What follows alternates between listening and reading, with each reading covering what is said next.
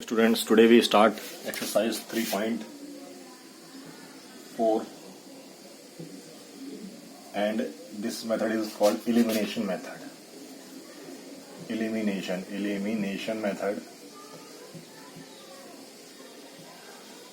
for solving pair of linear equation.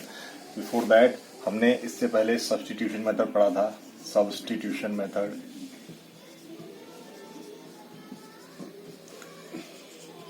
हम पढ़ चुके हैं और इसके आगे हम और एक और मेथड पढ़ेंगे, क्रॉस मल्टीप्लिकेशन मेथड ये, और ग्राफिकल मेथड हम सबने सबसे पहले पढ़ा था. तो ये चारों मेथड हम लोग इसमें से हम ये पढ़ चुके हैं और ये पढ़ेंगे. अच्छा, अगर हम क्वेश्चन देखते हैं, इस इक्वेशन का क्वेश्चन अगर हम पढ़ते हैं, एक्सरसाइज 3.4 का पहला क्वेश्चन, तो उसमें हमें एलिमिनेशन भी लिखा हुआ है, एलिमिनेशन मेथड भी लिखा हुआ है और सब्स्टिट्यूशन भी लिखा हुआ है. अगर आप एक बार क्वेश्चन पढ़े, इसका क्या मतलब है, इसका क्वेश्चन सॉल्व करने के बाद बताऊंगा. तो पहला क्वेश्चन हमारा क्या है? पहला क्वेश्चन हमारा है, लेट अस राइट फर्स्ट का फर्स्ट पार्ट लिखता हूं मैं. सो अगर एलिमिनेट का मीनिंग आपको पता है, एलिमिनेट का मीनिंग क्या होता है? मिटा देना. एलिमिनेट का मीनिंग मतलब क्या होता है कि अगर जैसे मेरे पास लिखा हुआ है x, ये 3 लिखा हुआ है, तो 3 कब एलिमिनेट होगा? 3 तब एलिमिनेट होगा जब मैं किसी चीज को 3 से माइनस कर दूं. सिमिलरली अगर मेरे पास -3 लिखा हुआ है, तो ये कब एलिमिनेट होगा? तब मैं इसको 3 से ऐड कर दूं. तो पहली बात, कोई पर्टिकुलर नहीं है कि इसमें ऐड ही होता है या सब्ट्रैक्शन होता है. ये आपका IQ डिसाइड करेगा हमें क्या करना है. पहली बात ये. दूसरी चीज, because of method is little bit lengthy, तो हम इसमें एलिमिनेशन भी यूज करते हैं, बट जब हम 2 बार एलिमिनेशन यूज करेंगे तब जाके पूरा कंप्लीट एलिमिनेशन मेथड सॉल्व होगा. लेकिन जनरली हम क्या करते हैं, एक बार तो एलिमिनेशन मेथड लगाते हैं एक बार, और दूसरे स्टेप में सब्स्टिट्यूशन लगा देते हैं. और ये दोनों मेथड राइट हैं. मेरी बात समझो क्या मतलब है, ठीक. एलिमिनेशन मेथड में एक बार एलिमिनेट करेंगे हम x को तो y आ जाएगा, एक बार एलिमिनेट करेंगे y को तो x आ जाएगा. तब तो हमने कंप्लीट एलिमिनेशन मेथड लगाया. लेकिन most of the writers books और उसमें दिखाया जाता है, जैसे आपको कंफर्टेबल लगे, कि उन्होंने एक बार तो एलिमिनेट निकाला. इन्होंने क्या किया, इसका क्या मतलब हुआ, इन्होंने एक बार x को एलिमिनेट किया तो y आ गया. दूसरी बार y को एलिमिनेट किया तो y आ गया. y को एलिमिनेट किया तो x आ गया. आंसर आ गया. अब इसका क्या मतलब है? इसका मतलब ये है, इन्होंने x को एलिमिनेट किया, y आ गया, और फिर y को सब्स्टिट्यूट कर दिया, x आ गया. आई बात समझ में? क्या हुआ, एक बार एलिमिनेशन मेथड लगाया, x को एलिमिनेट किया, y आ गया, y को सब्स्टिट्यूट किया, x आ गया. तो यहां पे इन्होंने xy इस तरीके से निकाले. ये दूसरा तरीका ये हो सकता है, इन्होंने y को एलिमिनेट किया, x आ गया. y था यहाँ पे, y को इन्होंने क्या कर दिया, एलिमिनेट कर दिया, x आ गया, और फिर x को सब्स्टिट्यूट किया, y आ गया. ये चीज है, इसीलिए मैं लिखा हुआ है. Okay, now let us move toward the question. अब एलिमिनेशन का तरीका क्या है? तो बच्चों में डाउट रहता है, कहीं हम प्लस करते हैं कहीं माइनस करते हैं. हमको अगर प्लस वाले को एलिमिनेट करना है तो हम सब्ट्रैक्शन करते हैं, और जब हमको माइनस वाले को सब्ट्रैक्ट करना है तो हम प्लस करते हैं. ध्यान रखना, ठीक है. तो ये कुछ क्लियर नहीं हो पाता है. सो क्वेश्चन देखो, ये इक्वेशन मैंने डाल दी 1 और ये इक्वेशन डाल दी मैंने 2. तो जनरली क्या तरीका होता है, एक कोफिशिएंट, जो कोफिशिएंट है, जैसे यहाँ पे इस इक्वेशन को हम देखें, इस इक्वेशन में a1 क्या है 1, और यहाँ पे a2 क्या है 2. जनरली क्या करते हैं, a1 a2 दोनों की वैल्यू बराबर करते हैं. कैसे? अगर मैं किसी चीज का मल्टीप्लाई कर दूं, मतलब दोनों की कोफिशिएंट को क्या करते हैं, कोफिशिएंट ऑफ x किसी भी एक्स और वाई को। क्या मतलब ये है कोफिशिएंट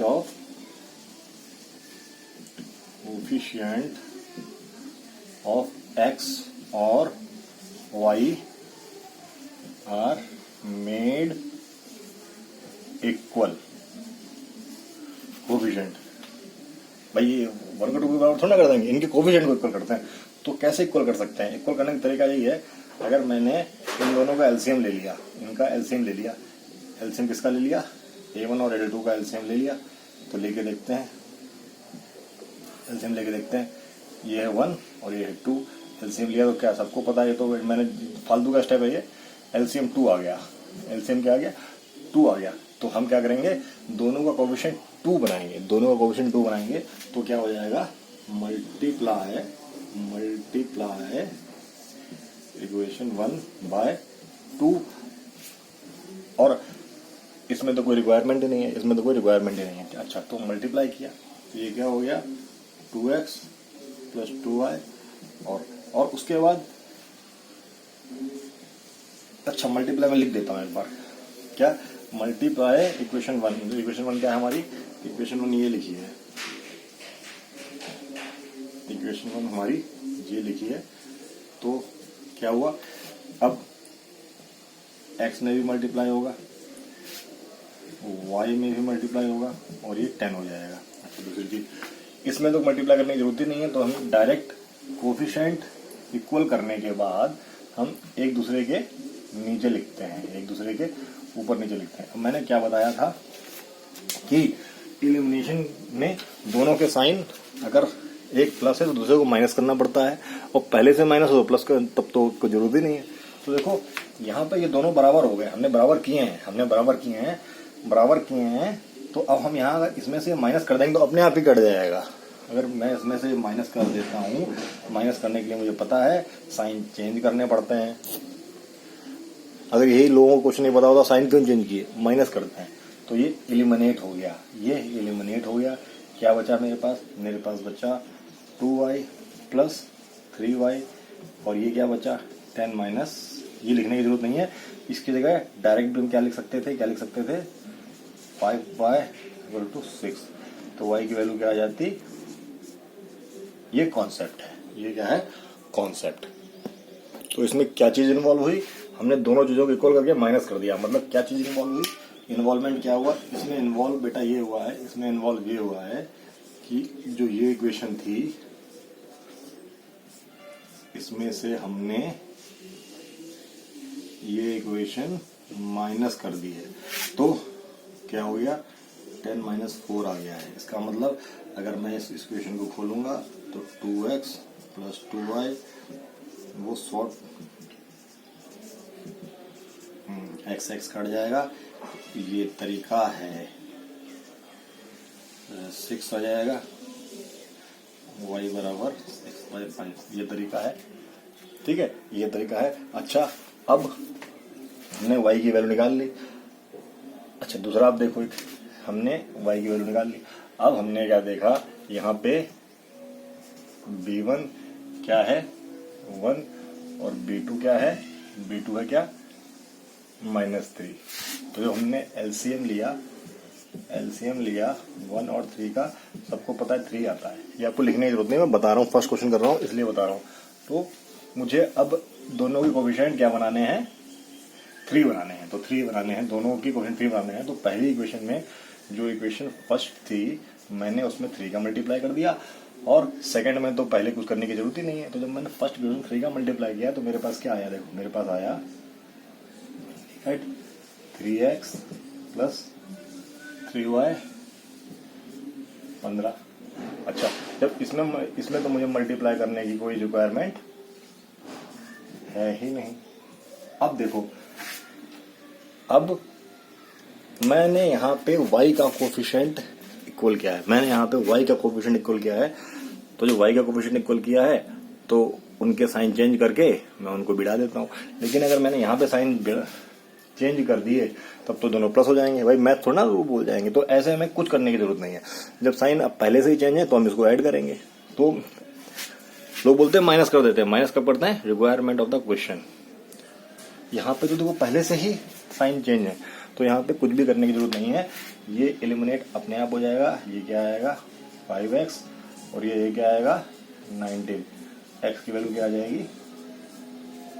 तो please follow the video, note it down, फिर अगला कॉन्सेप्ट सीखते हैं। तो यहाँ पे हमने सीखा साइन चेंज करने की नीड है तो साइन चेंज करो, और नहीं नीड है तो साइन चेंज मत करो। अच्छा, दूसरा यहाँ पर भी हमने वही चीज की है। क्या किया है हमने यहाँ पे, क्या किया है हमने 3x + 3y को ऐड कर दिया है। सिंपली इसको लिख दिया है उस तरीके से, क्योंकि हमें पता है साइन डिफरेंट है तो हमने ऐड कर दिया है। तो यहाँ पे 15 + 4 आएगा। सॉल्व करने पे x ये 3y कट जाएगा, x की वैल्यू ये सेम आ जाएगी। ये कॉन्सेप्ट हो गया। देखो ये हमने फॉलो किया है। इसको हम इस तरीके से लिख देते हैं कि जैसे हम लोग बच्चे होते हैं, व्हेन वी वर किड, तो हम ऊपर नीचे लिख के जोड़ना सीखा, फिर एक लाइन में लिख के सीखा, तो उसी का एक जर्नल सीक्वेंस है। अब एक चीज और रियलाइज होती है, हमने देखो यहाँ भी एलिमिनेशन लगाया है, यहाँ भी एलिमिनेशन लगाया है। देखो हमने यहाँ भी एलिमिनेट किया है, यहाँ हमने x को एलिमिनेट कर दिया, उसके कोएफिशिएंट इक्वल किए थे, यहाँ पे हमने y को एलिमिनेट कर दिया, y के कोएफिशिएंट इक्वल किए थे। ठीक है। नाउ अगर मैं y की वैल्यू निकाल के मैं क्या करता, मैं ये ना करता, मैं करता पुट y in 1, मैं y in 1 कर देता। 1 क्या है हमारे पास, ये है। तो क्या आ जाता x + 6/5 = 5, मल्टीप्लाई इक्वेशन बाय 5। तो क्या आ जाता मेरे पास 5x + 6 = 25। नाउ अब क्या आता है, यहाँ से कर देते तो यहाँ से आता मेरे पास 5x = 19 और x की वैल्यू 19/5। अब देखो, अब मैंने पहले x को एलिमिनेट किया और y निकाला, और y को सब्स्टिट्यूट करके x निकाल दिया। मेथड समझो, x को एलिमिनेट करके y निकाला और y को सब्स्टिट्यूट करके x निकाल लिया। तो ये दोनों मेथड लग गए। जनरली यही मेथड फॉलो किया जाता है और रिक्वायरमेंट के हिसाब से। तो इसमें आपको पहले बोला गया है कि एलिमिनेशन भी लगाना है, सब्स्टिट्यूशन भी लगाना है। तो आपको दोनों, आपको क्वेश्चन के हिसाब से लगाना है, क्वेश्चन के हिसाब से लगाना है। और अगर मैं ये मेथड और ये मेथड अपनाऊं तो इट मीन्स मैंने केवल एलिमिनेशन लगाया है। तो इसमें मैंने एलिमिनेशन और इसमें एलिमिनेशन सब्स्टिट्यूशन। इसी प्रकार मैं x की वैल्यू निकाल के अगर इसमें पुट कर दूं, किसी में पुट कर दूं और y निकाल दूं, x को मैंने y को एलिमिनेट करके x निकाला और x की वैल्यू सब्स्टिट्यूट कर दूं, तो भी वही एलिमिनेशन और सब्स्टिट्यूशन हो गया। So pause the video, note it down. हम लोग आगे नेक्स्ट क्वेश्चन पे बढ़ते हैं। तो ये क्वेश्चन है हमारे पास, फर्स्ट के 3 पार्ट क्वेश्चन हैं। आप देखो इस क्वेश्चन में, अगर मैं इस क्वेश्चन की बात करूं तो ये इक्वेशन 1 है, ये इक्वेशन 2 है। तो मैं किसी के लिए कोएफिशिएंट इक्वल कर सकता हूं। तो अगर मैं y की कोएफिशिएंट इक्वल करता हूं तो मुझे इस इक्वेशन में क्या करना पड़ेगा, 2 का मल्टीप्लाई करना पड़ेगा। तो मैं क्या लिख दूं, मल्टीप्लाई इक्वेशन 2/2। तो मुझे क्या मिल जाएगा, मुझे मिल जाएगा 4x - 4y + 4। नाउ मैं क्या लिख सकता हूं, 3x + 4y = 10, और सेकेंड इक्वेशन 4x - 4y = 4। अब देखो ये एलिमिनेट हो गया अपने आप ही। 7x 14, x की वैल्यू क्या आ गई मेरे पास, क्या आ गई 2। अच्छा, अगर मैं अब क्या करूं, और y एलिमिनेट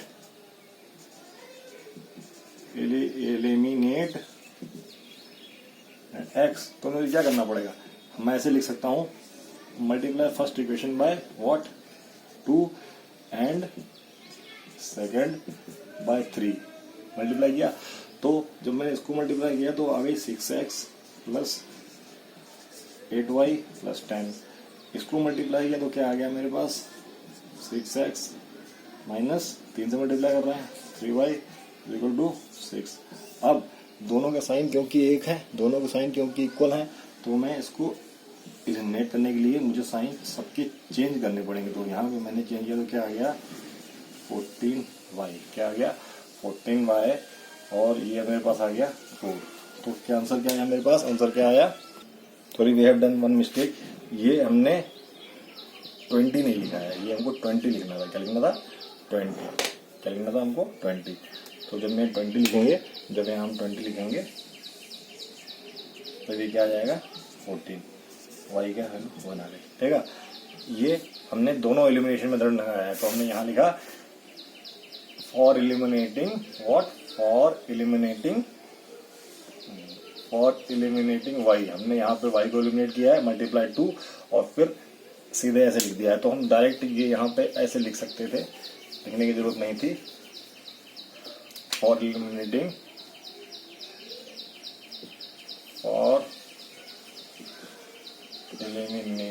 या एलिमिनेशन ऑफ वाई को एलिमिनेट किया और क्या किया? सेकेंड इक्वेशन को हमने किससे मल्टीप्लाई किया? 2 से मल्टीप्लाई किया और ये इसको ऐसे लिख दिया, सेकेंड को मल्टीप्लाई करके ऐसे लिख दिया। अब देखो, ठीक। अब जब ये 2 आ गया था, ये तो हमने एलिमिनेशन सब्स्टिट्यूशन का यूज नहीं किया है।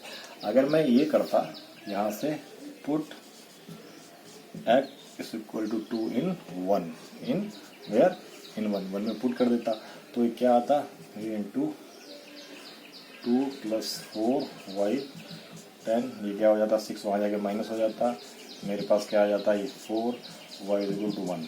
अगर मैं ये मैंने यहाँ पे अब elimination substitution, elimination. So pause the video and note it down. Now question number first का थर्ड देखें तो देखें ये डायरेक्टली क्या है? 9x कहाँ निकला गया? 3x 9x equal to 2y। अच्छा, तो क्या क्वेश्चन है? ये इस फॉर्मूला में दे रखा है, तो यहाँ से हम इसको कैसे लिख सकते हैं?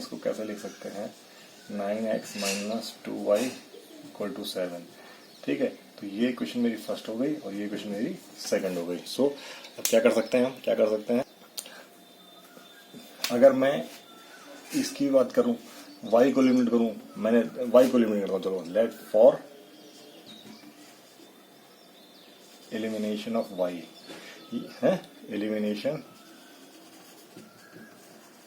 ऑफ y क्या है? y को एलिमिनेट करने के लिए दोनों में क्या है? फर्स्ट इक्वेशन में 2 का मल्टीप्लाई करो एंड सेकेंड इक्वेशन में 5 का मल्टीप्लाई करो। कर दिया, जबकि 3 का मल्टीप्लाई करना ज़्यादा आसान होता, लेकिन ठीक है, ओके, कर दिया हमने 2 का। तो ये क्या हो गया मेरे पास? वी गेट लिख सकते हैं, यहाँ पे वी गेट लिख सकते हैं। ये हो गया 10y और 4 इधर है, 4 को उधर लेगा तो ये हो जाएगा 8। ओके, नाउ इसमें हमने 5 का मल्टीप्लाई किया तो ये क्या हो गया मेरे पास? 45x और ये क्या हो गया मेरे पास? 10y और ये हो गया मेरे पास 35। क्या हो गया? 35। अब जब मैं इसको काटूंगा, प्लस करना पड़ेगा मुझे, मतलब साइन चेंज करने पड़ेंगे, सब्ट्रैक्ट करना पड़ेगा। तो ये क्या आ जाएगा मेरे पास? ये आ जाएगा 39। क्या आ जाएगा? 39। एक minute. So it is what? 39x with minus sign, और ये तो 0 ही हो गया, लिखने की जरूरत नहीं है। और ये क्या बचा मेरे पास? माइनस का 27, माइनस से माइनस कट गया। x equal to what?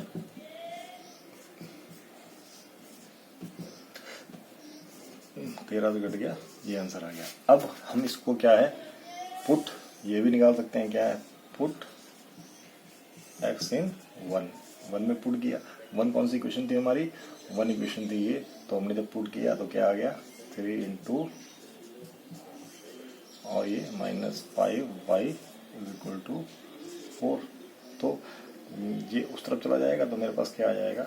5y equals to, इसको मैं मल्टीप्लाई करूँगा, क्या हो जाएगा? 27 माइनस 13, यही तो आएगा। तो ये इस तरीके से क्या होगा? ये 27 माइनस 13 जो कि व्हाट? 52 बाय 13, मतलब 52 कितने बार में कटेगा? ये 20। क्या आएगा? -25 आएगा ना, -25 बाय व्हाट? 13। और कट जाएगा तो y क्या आ जाएगा -5/13। तो आंसर क्या आ गया मेरे पास, x की वैल्यू आ गई मेरे पास 9/13 और y की वैल्यू आ गई -5/13। सो ये हमने मेथड पहले क्या लगाया, एलिमिनेशन, बाद में सब्स्टिट्यूशन। तो ये भी तरीका हो सकता है। नाउ फॉर दिस क्वेश्चन हम इस इक्वेशन को क्या मल्टीप्लाई कर देंगे, किससे 6 से मल्टीप्लाई कर देंगे, जैसा मैंने बताया हुआ है। तो 6 से मल्टीप्लाई करेंगे तो क्या आ जाएगा 3x + 4y - 6। और इस इक्वेशन की जगह क्या आ जाएगा, हम यहाँ पे 3 से मल्टीप्लाई कर देंगे 3x y 9। ओके, ये मैंने लिख दिया। अब देखो मैं यहीं पे एलिमिनेट कर दूं, इसको एलिमिनेट कर दूं, यहाँ से ये कट जाएगा, ये प्लस का ये माइनस का, तो ये क्या आ जाएगा मेरे पास 5y = व्हाट, 5y = 3 माइनस का, तो y = -3/5। Have seen? So okay, minus sign वो ब्लैक बोर्ड में नजर नहीं आता, ब्लैक बोर्ड में नजर नहीं आता बेटा। ये -6 है, ये -6 है और नीचे क्या है 9, नीचे है 9 है। तो जब मैं इसको माइनस में कन्वर्ट करूंगा तो मेरे पास क्या आंसर आ जाएगा, मेरे पास आंसर आ जाएगा 5y = 15। तो y = 15/5 माइनस के साथ, तो y = -3। और जब -3 को हम किसी भी इक्वेशन में पुट करेंगे, let us take from first हमने पुट कर दिया, तो क्या आ गया 3x = 4 × -3 = -6। तो 3x = 6, x = 2, तो क्या आंसर आ गया, x = 2 and y = -3। This is the solution of first question of exercise 3.4। Now let us proceed further.